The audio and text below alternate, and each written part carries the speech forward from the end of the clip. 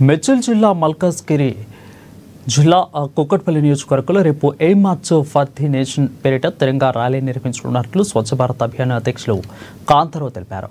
ఈ తిరంగా ర్యాలీ రేపు ఉదయం 8 గంటలకు నిజాంపేట క్రాస్ రోడ్డు నుంచి కుక్కట్పల్లి ట్రక్ పార్క్ వరకు కూడా కొనసాగుతుందని అన్నారు.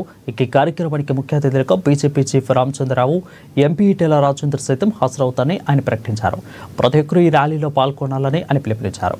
మోదీ నాయకత్వంలో భారతదేశం అభివృద్ధి చెందడంతో పాటు అన్ని దేశాలకు ధీటుగా ఆర్థిక రక్షణ వ్యవస్థను పటిష్టం చేసుకుంటుందని వెల్లడించారు. ఈ కార్యక్రమం యొక్క ముఖ్య ఉద్దేశం ఈ దేశం ఒకటిగా ఉండాలి, ఈ దేశ సంస్కృతి సంప్రదాయాలను కాపాడాలి, ఈ దేశంలో ఉన్న ప్రజలందరూ సుఖశాంతులతో ఉండాలి అనే ఒక తిరంగా ర్యాలీ మరి చేయడం జరుగుతూ ఉన్నది. ముఖ్యంగా మనం చూస్తూ ఉన్నాం ఈ మధ్యకాలంలో మన దేశంలో ఉంటూ మన దేశంలో అన్ని ఫలాలు తింటూ మన దేశానికి వ్యతిరేకంగా కార్యకలాపాలు చేస్తున్న విషయం మనం అందరం గమనిస్తూ ఉన్నాం.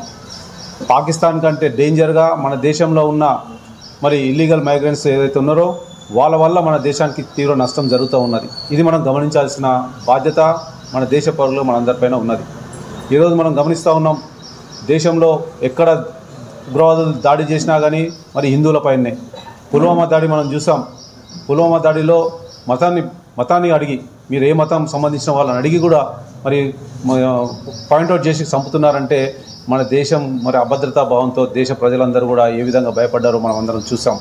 కానీ నరేంద్ర మోడీ గారి నాయకత్వంలో కేవలం 15 రోజులలో వాళ్ళందరినీ మట్టి కరిపేయడం జరిగింది.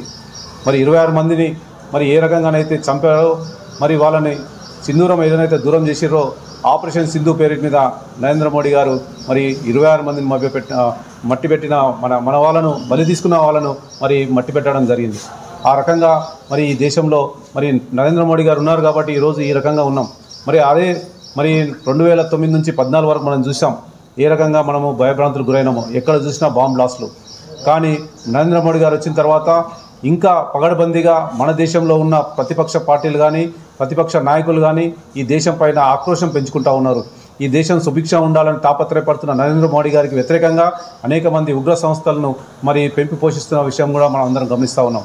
కాబట్టి ఈ దేశంలో అందరం ఒకటిగా ఉండాలని ఈ మార్చ్ ఫర్ ది నేషన్ అనే కార్యక్రమం తీసుకున్నాం.